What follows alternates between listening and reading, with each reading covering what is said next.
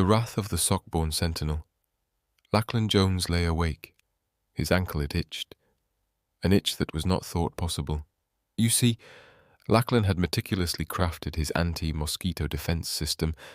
It was a two-fan system, one above, one below, creating a swirling vortex of wind strong enough to thwart any airborne parasite. No mosquito had ever breached his sanctuary.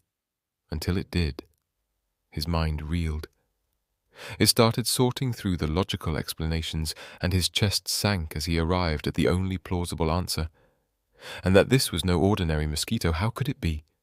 No run-of-the-mill mosquito could have navigated the relentless turbulence of his room.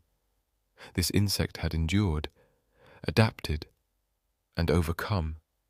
It was something else entirely. What began as a harmless ripple, amplified by time and the soil he unwittingly cultivated, became the tempest that shattered everything. It all started with a sock, a memory, and a moment of indulgence. When the first drops of his essence met the fabric, they did what they always did, hardened, stiffened, and wove themselves into the cotton fibers like an ancient resin, fossilizing the moment. However, Lachlan had not been done. A second donation followed later that night after he concluded the film Rocky III. He didn't want to dishonor Sylvester by batting one out mid-montage, so instead he politely waited until Rocky had won the heavyweight championship and the credits rolled. His liquid appreciation did not absorb into the already calcified cloth, but pooled instead, forming a shimmering reservoir, a self-sustaining biome. And then, as fate would have it, the sock was shaquilled. A mighty toss sent it sailing under the couch, out of sight and out of mind. A sock left to time. Enter the mosquito. 'Twas a lone wanderer.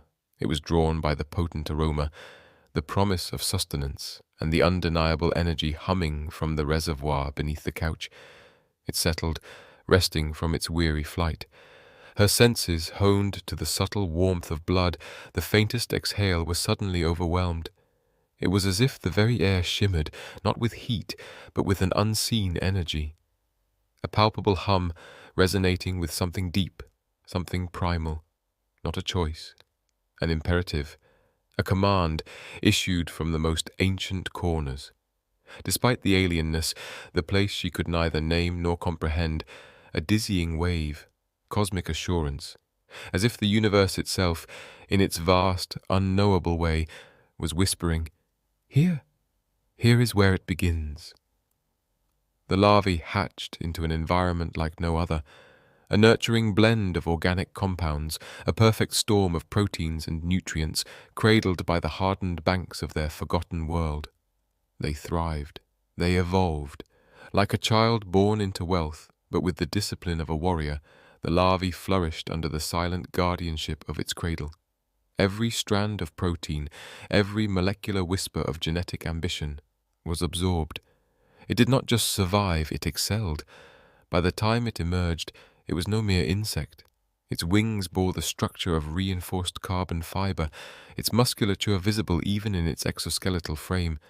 Its proboscis, honed to a needlepoint, could pierce the shell of a leatherback turtle. And its mind, oh, its mind, carried the tenacity, the drive, the ambition of the very essence that had created its home. It was born of Lachlan, and it had come for him.